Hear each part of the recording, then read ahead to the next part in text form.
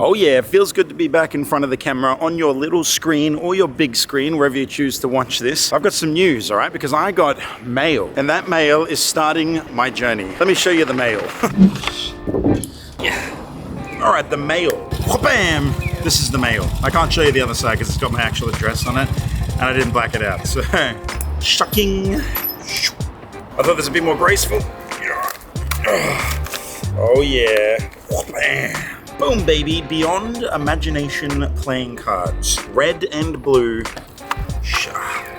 Look at that, huh? And if you read right there, you can tell whose cards these are. They're Jeremy Tan's, baby. One of the fastest up-and-coming YouTubers in the Magic space. I'm talking, he's hit like 700,000 subscribers now. He's catching up to your boy. So now I've got to get motivated. I've got to get inspired on the back of this man's legacy. I'm doing Trick-a-Day May. Oh, Ice Matcha, so good. That's right, you heard it. I'm doing Trick-a-Day May. 31 days of tricks, different tricks every single day for the entire month of May. It's happening, all right? We're on the grind again. Daily videos, but only for 31 days, all right? Because 365, it's just too hard. But 31 days, I've proven I can do that. Oh yeah, just a fat guy doing fat guy things right now. Oh. All right, so I'm in Japan, baby. It's a place where the dreams come true and a place where you put your rubbish away. You hear me? All right? Now let me find a totally sick backdrop and I'm gonna show you these cards, all right? I wanna show you these cards. I'm so excited. I'm so proud of my boy, Jeremiah Tan, for just breaking the algorithm lately. Oh, man, just killing it.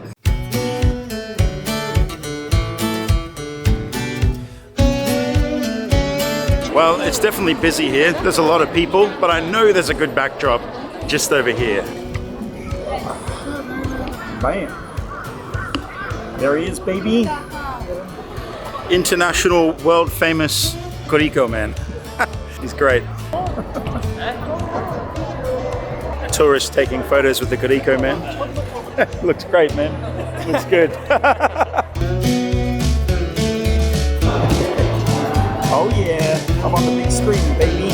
Finally. All right, this place seems just as good as any to take a look at these Imagination playing cards V2 by Jeremiah Tan. All right, I want to find a spot. I'm gonna do a sick cardistry montage, and then I'm gonna tell you what I think about the deck before I do Trick-a-Day May day one. All right, using these cards. That's why it's starting the journey. You see what I'm saying? It's full circle, baby.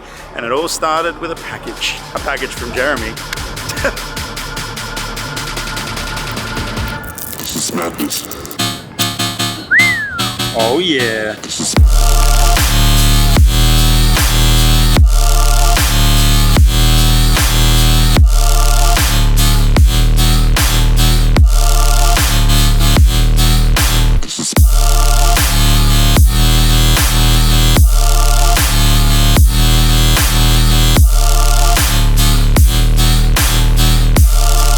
Let me give you the 411, all right? The cards are sick.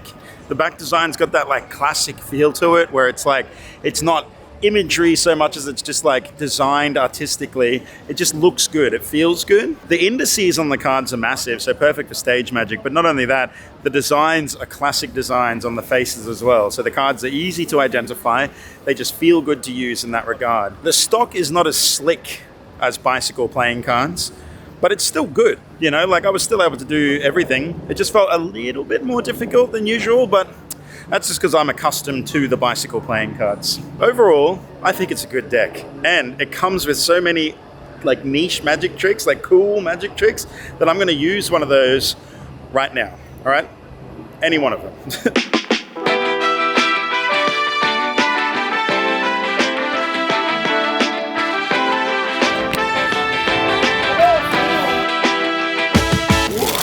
All right, finally found a table at the Teppanyaki restaurant. Gonna get some snacks.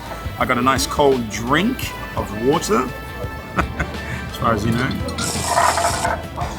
Oh yeah. And it means now I have space to show you a trick that's unique to Jeremy's deck. If you get this deck, you could do this trick. All right, I'm gonna do it right now. Check it out. All right, here it is, Trick-a-Day May, day number 1. I'm gonna prove without reasonable doubt that I can read your mind. You watching this video right now can read your mind, dude. Check it out. I'm gonna get the cards selected from this very pack. First of all, I'll mix them up. It achieves nothing because I'm about to look at the cards by their face, but I think the randomness adds to the mystery, yeah? I think No, actually, I will go with this card. This card here is my prediction. I'm going to set that aside. You can't look at it yet, all right? I already know what it is, and the deck's going to protect it with its life. Now, if you were here, you could name a card, and I guarantee you this would be the card that you name. That's how good I am. But since you're not here, we'll get a card selected from a second deck. Here it is. One deck of genuine playing cards. Every single card is different. I'll even shuffle the cards so you know that they're not in some specific order. You see that? Boom. One couple of cuts like this, and we'll grab a card from the middle. In this case, it's going to be, wow, the Two of Hearts. What an oddball you are naming the Two of Hearts. That throws most magicians off. I was expecting like an Ace of Spades or something, okay? Because the Two of Hearts is actually sat right here. Picture a world though where you did name something else, something like, I don't know, this card, the Three of Diamonds, right? And then this wasn't the Three of Diamonds, then that would be crazy, right? This is the Two of Hearts, guaranteed. In fact, you could have named like this, the Nine of Hearts, but the Two of Hearts is right here on the table, look. Boom. Your card, the Two of Hearts. You see, if you look right there, the Two of Hearts. I told you, man. I told you it was on the table. You're probably not that impressed by that trick so far, so let me put it on the table, and we're going to find your card using just a series of controlled shuffles. Check this out. 1, 2, 3. I snap the fingers. One card jumps out, and I catch it between two gangly digits.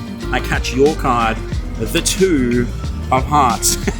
Okay, it's the same card from before, but if that's here, that means that the one on the table must be the selected Two of Hearts, and that is a bloomin' good trick. That right there is amazing, worthy of a drink of water.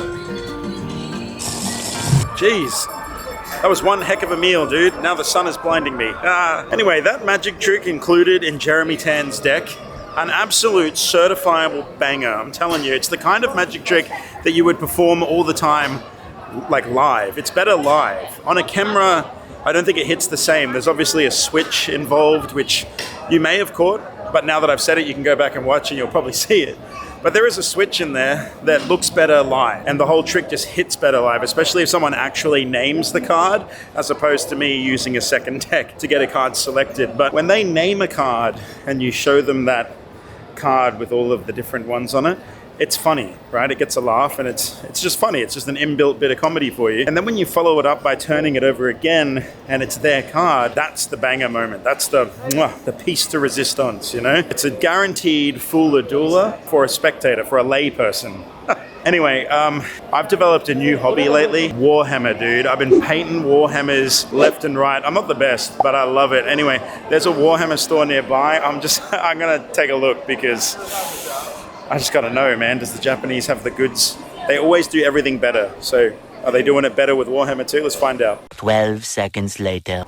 No. Well, that sucks. It's closed. Damn it. Juan. Just across the road, there's another one. Hopefully that's open. A few inches later. I've been destroyed. It's closed. Take the L on that. But maybe I can win myself a little toy from the claw machine. Oh yeah.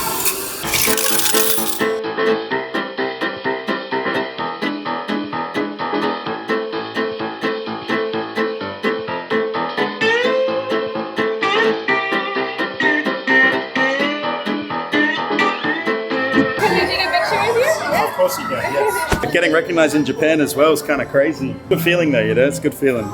Anyway, I'm down $30 and I haven't got a Dragonite yet, so maybe I should quit. Normally the claw machines in Japan are pretty fair, but I think that shop specifically is a little less fair. It's doable, but a lot more attempts, I think. A lot more than I'm willing to give.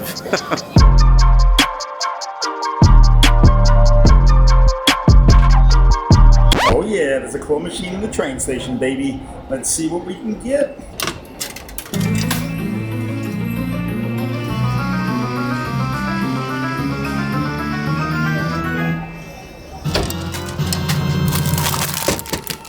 Oh yeah. It's not a giant Dragonite or a, it's not the greatest, but I won this, dude. This was free, okay? I got this for free. Okay, granted I lost 4,100 yen, but I got this. It's just the star from Mario, but it's mine. There is one more stop before I go back to home that I want to check out. Very magic related, very 31 days in a row of magic related. The Don Quixote, baby. This is like the ultimate discount store. They have them lidded all over Japan and they've got everything. I'm talking, you need a new carburetor for your car, it's probably in there somewhere. Need a new liver? They got you covered. But what I'm here for is some sweet, sweet magic tricks. You need a rubber chicken? No problems, they got you covered. Power Ranger suit? Also covered. 18 plus only stuff? Right next to the kids section. That's crazy. Anyway, this is what I'm here for. The magic trick section, but it looks like most of it's sold out. The Tenyo releases some of the best magic products in the game, and in Japan they're very prominent, but I guess most of it's gone already, so I'm gonna have to find them at another location. Alright, so I've been destroyed today. I didn't manage to win a good toy. The Don Quixote didn't have the good magics, but I did pick up these, alright? They're not amazing, but they're interesting. It means now I get to have like a side quest while I'm here in Japan to find the good Tenyo products, alright? There's new ones and I want to find them, and I know that they're here somewhere in Japan, and I'll find them. Call me Bucky, lucky that I'm innocent. If I didn't have no morals, I'd be menacing.